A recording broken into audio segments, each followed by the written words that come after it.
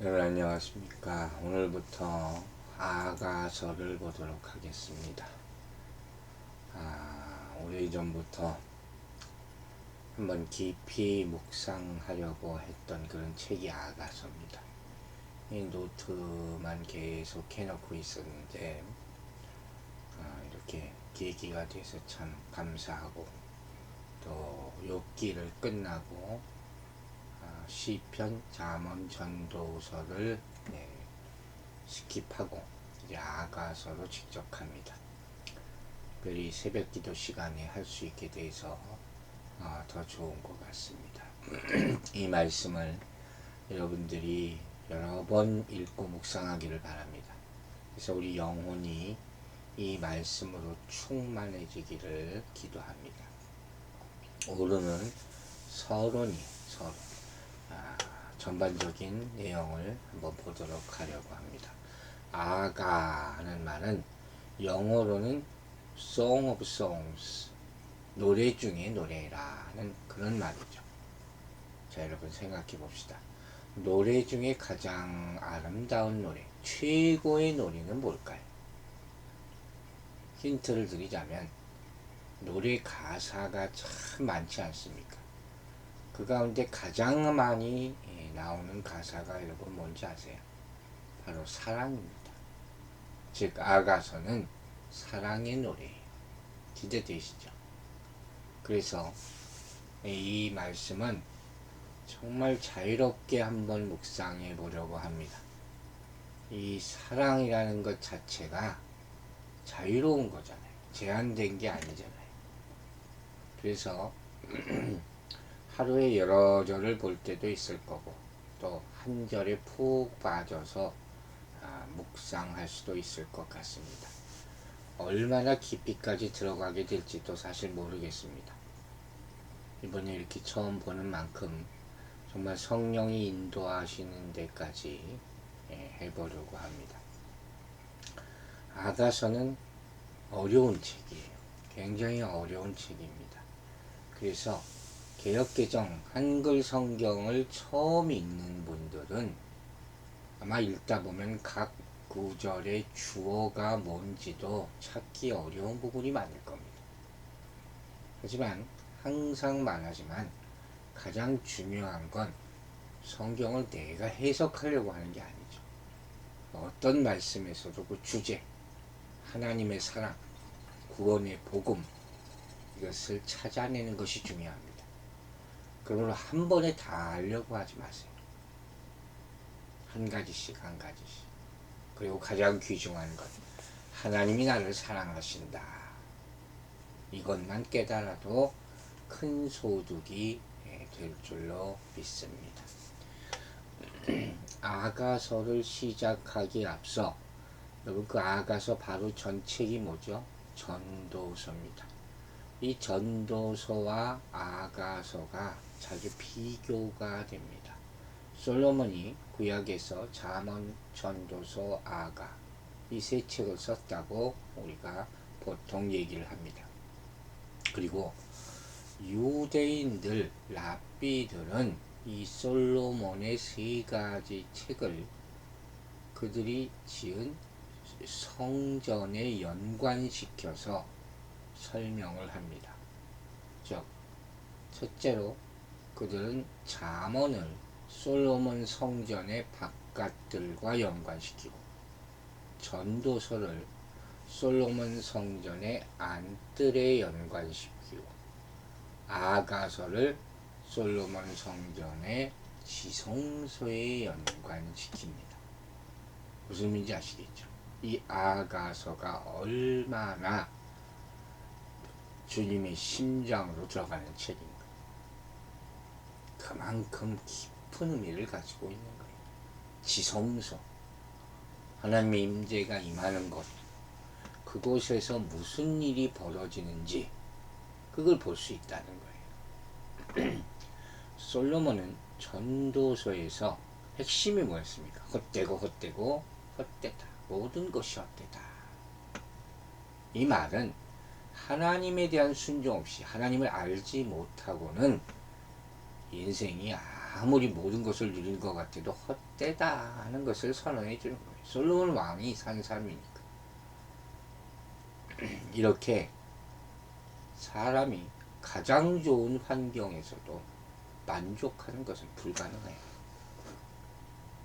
그래서 이 책은 하나님 안에서 안식을 찾기까지 끊임없이 사람이 방황하는 것에 대해서 말하고 있다는 거예요.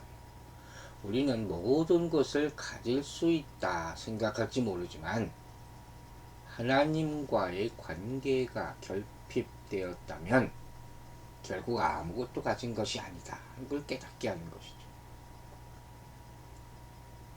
또 전도서는 인간의 관점으로 볼 때는 우리의 성취가 아무리 대단해 보여도 하나님을 기쁘시게 할 수 없기 때문에 궁극적으로 아무 가치를 가질 수 없다는 것을 가르쳐주고 있는 책이에요.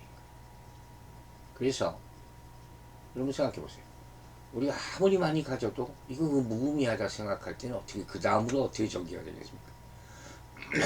이 전도서가 이해되기 시작할 때 우리는 아가서의 여정을 시작하는 그런 깨달음을 얻기 시작한다는 거예요. 이해가 되시겠습니까? 그래서 전도서는 아가서를 이해할 수 있도록 우리를 준비시키는 책이다.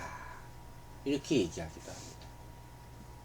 또 한 가지, 전도서의 철학이라고 말한다면 우리에게 삶을 즐기는 방법으로서 세상적인 경험을 가져볼 것, 이것을 말해주거든.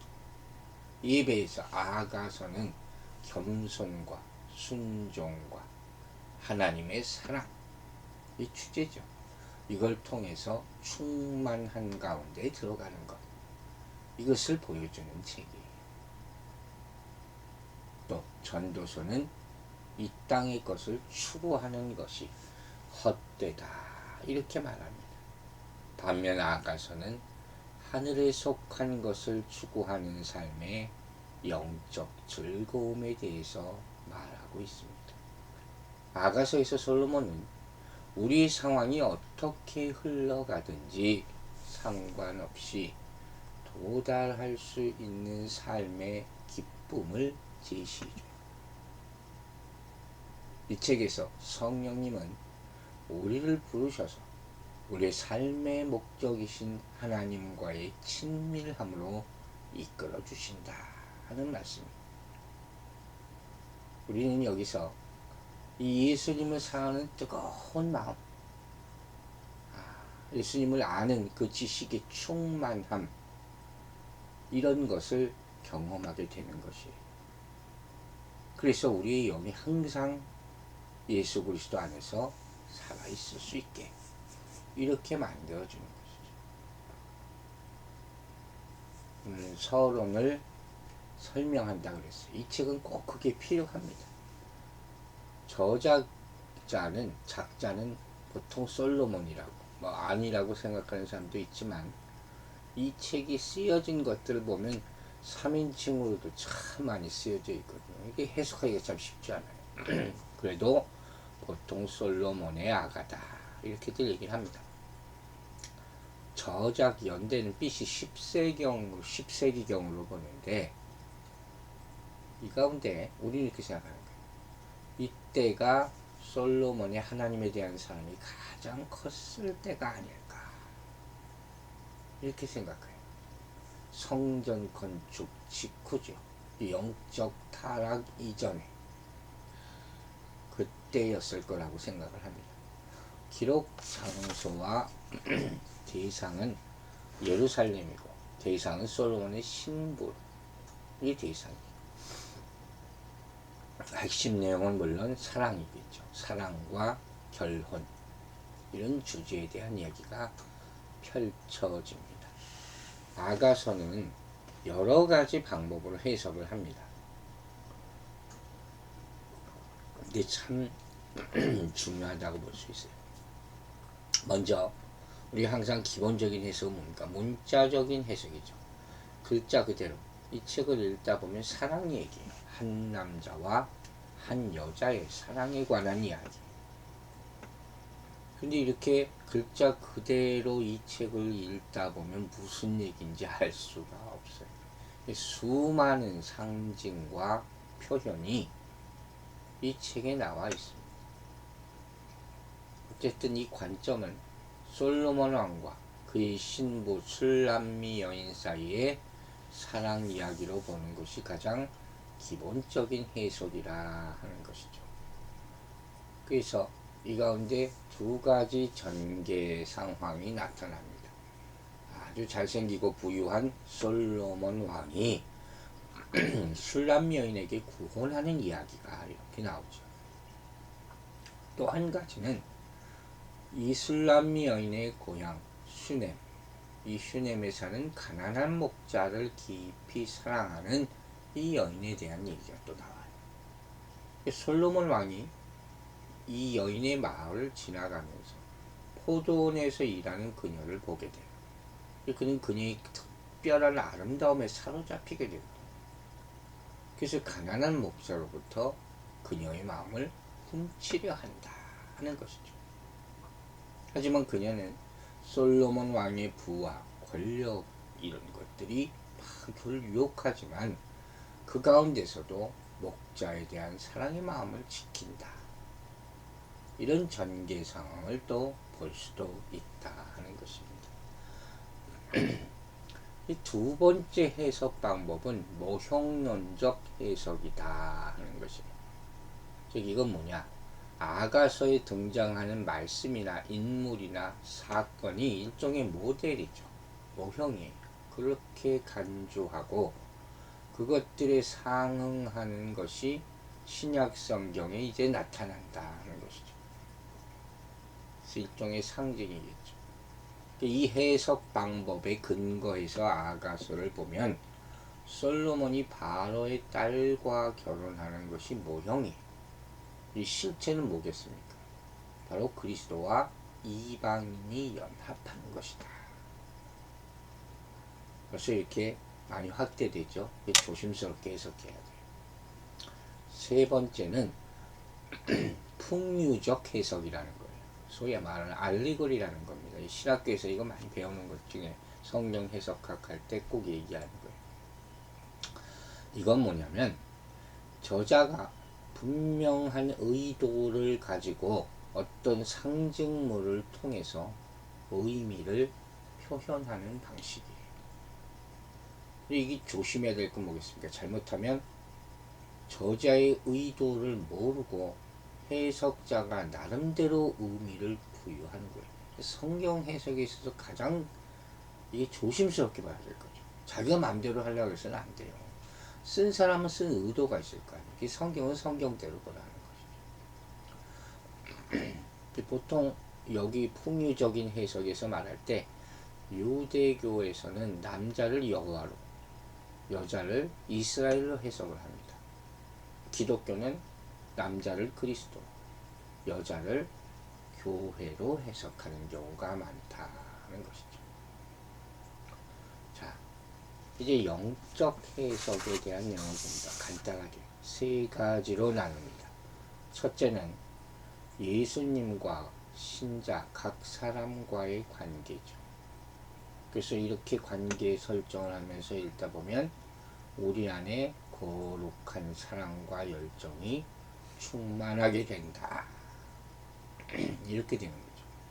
두 번째는 인류 역사 가운데 있었던 교회와 예수님의 관계.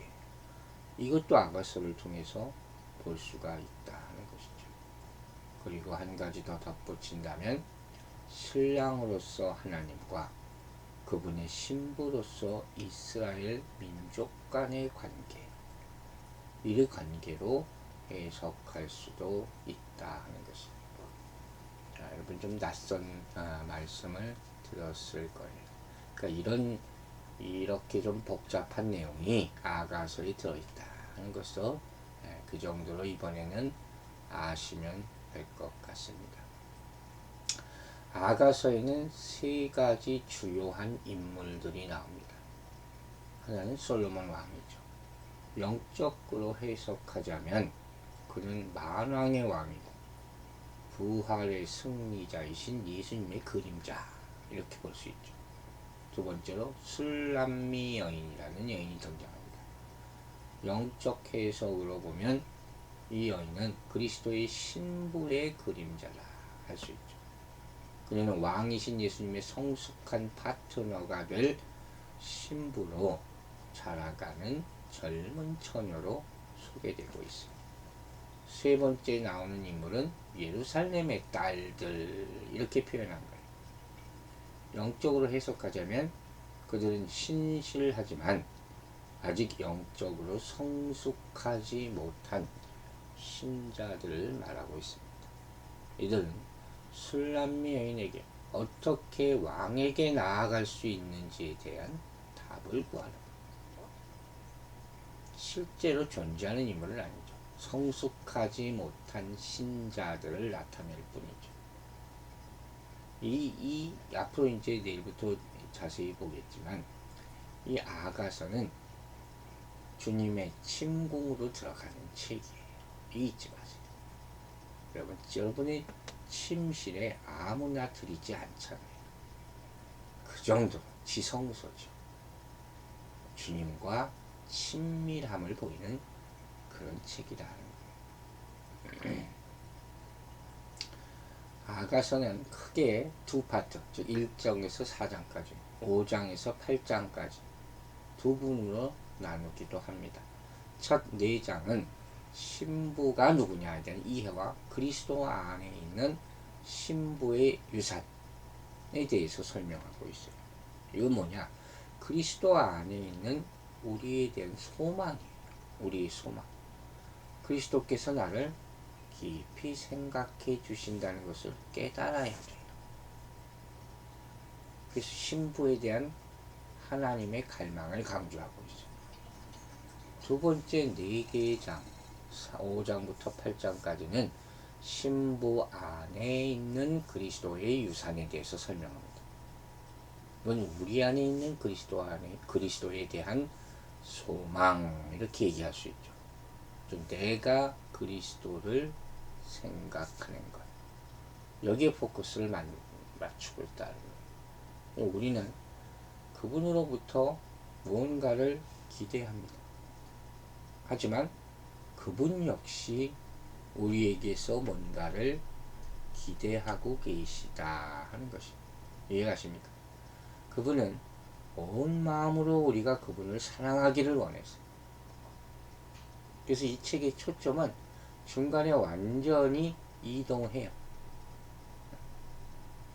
그리스도께서 나를 생각해 주시는 것, 우리가 그리스도를 생각하는 것을.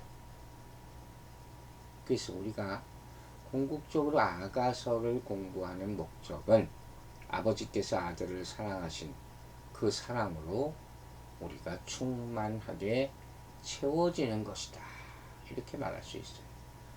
마지막으로 중요한 내용을 잠깐 얘기하고 오늘 마치려고 합니다. 이 아가서를 읽으면서 여러분이 가져야 될 태도, 또 아가서를 여러분의 것으로 만드는 중요한 영적인 방법을 잠깐만 설명하려고 합니다. 우리가 말씀으로 기도하라, 말씀으로 기도하라 하는 말 들어보셨죠? 그 방법이에요. 구절들을 읽으며 묵상하며 기도하는 두 가지 방법. 첫째는 각 구절, 문단 안에 나타나는 진리에 대해서 읽으면서 여러분 감사해 보시기 바랍니다. 우리가 예수님 감사합니다 라는 고백하면서 그 고백의 시간을 먼저 드릴 때 그 진리의 말씀이 우리와 주님과의 대화 사이에서 역사하게 되는 거예요. 그게 영적 능력이에요. 예를 들어서 아가서 4장 9절을 보면 내가 내 마음을 빼앗았구나, 이런 말이 있거든요. 이런 말을 읽으면 예수님 감사합니다. 제가 예수님의 마음을 빼앗았습니다. 이렇게 한번 기도해 보라는 거예요. 그러면서 하나님께 감사하라는 거예요. 또 아가서 4장 10절에 보면 내 사랑은 포도주보다 진하거다, 이렇게 예수님이 신부에게 하는 말씀이거든요. 우리는 어떻게 해요? 예수님, 여러분 예수님에 대한 사랑이 이 세상의 포도주보다 더 귀하게 여겨주시니 감사합니다. 이렇게 기도할 수 있잖아요. 한번 꼭 실천해 보시기 바랍니다. 말씀 그냥 눈을 읽고 지나가지만 말라는 거예요. 또 한 가지 방법을 알려드립니다. 우리는 이 말씀을 읽고 믿기를 구해야 돼. 이 진리의 말씀에 대해서 우리가 좀 더 이해할 수 있게 되기를 구하시기 바랍니다. 그리고 읽으면서 하나님의 진짜 뜻, 계시를 알게 하게 해달라고 요청하시라는 거예요. 예를 들어 아까 말한 내가 내 마음을 빼앗았구나. 이 구절을 읽으면 예수님, 제가 어떻게 당신의 마음을 사로잡을 것인지 더 많이 보여주세요. 이렇게 기도하세요. 그리고 그분이 계시해 주시기를 바라시기 바랍니다. 또 내 사랑이 포도주보다 진하구나 하는 구절을 읽을 때는 예수님, 당신을 향한 내 사랑이 이 세상 포도주보다 진하다는 진리를 보여주세요. 라고 기도하면서 내가 더 깊이 알기를 구하시기 바랍니다. 자, 내일부터 본격적으로 야가서를 보도록 하겠습니다. 마지막으로 이 야가서의 주제를 저는 이렇게 정했습니다. 마음 가장 깊은 곳을 만지는 하나님의 말씀의 입맞춤. 어떻습니까, 여러분? 이 안에서 하나님과 연합하는 놀라운 일을 체험하게 되기를 기도하겠습니다. 기도합니다. 아버지 하나님, 주님과의 사랑을 시작을 합니다. 가장 깊은 곳에서 주님을 만나 우리의 마음을 송두리째 바꾸는 그 큰 사랑 가운데 거하게 하여 주시옵소서. 그래, 이제까지 알지 못했던 하나님, 그 놀라우신 사랑이 우리 인생을 변화하는 계기가 되게 하여 주시옵소서. 욥기의 고난의 세월을 다 지나왔습니다. 인내하고 끝까지 승리를 보게 하신 것을 감사합니다. 이제 하나님이 허락하신 사랑 안에서 다 누리고 느끼고 감사하고 더 구하고 바라고 얻게 축복하여 주시옵소서. 영적 승리가 모든 이의 인생 가운데 임하기를 바라며 예수 그리스도 이름으로 기도했습니다. 아멘.